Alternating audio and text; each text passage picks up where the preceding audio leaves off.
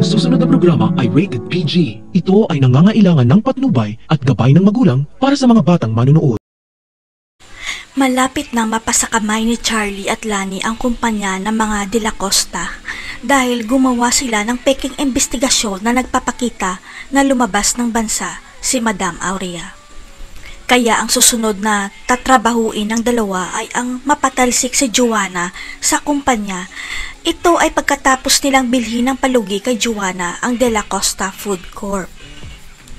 Ang ikinakatakot lang ni Charlie at Lani ay biglang magpakita si Aurea dahil lalabas na peke ang pagbili nila ng shares kay Joanna dahil buhay pa ang tunay na may-ari nito.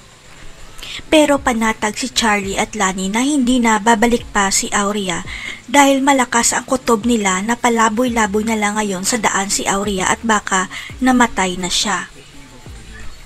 Ang hindi nila alam na sa mabuting kalagayan na si Lola Aurea dahil nasa pangangalaga siya ni Ina at tutulungan ni Lola Aurea si Ina na makapagsimula ng restaurant nito.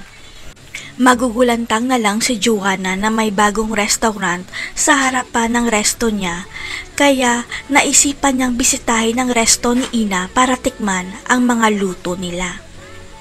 Napapansin kasi ni Joanna na nalulugi na ang kumpanya nila sa hindi niya malamang dahilan at bigla pang sumulpot ang restaurant sa harap niya kaya nangangamba na si Joanna. Hanggang sa tatapatin na ni Charlie si Joanna na ibenta na lang sa kanya ang De La Costa Food Corp bago pa ito tuluyang malugi at kakalat ang balita sa pagbebenta ni Joanna.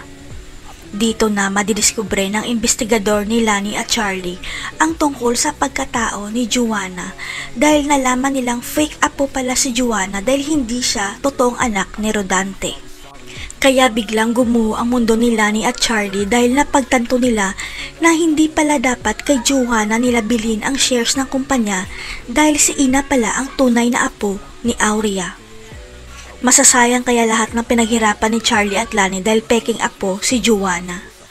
Mabibistong na kaya ni Joanna at Johan na niloloko lang sila ni Charlie at Lani. Abangan.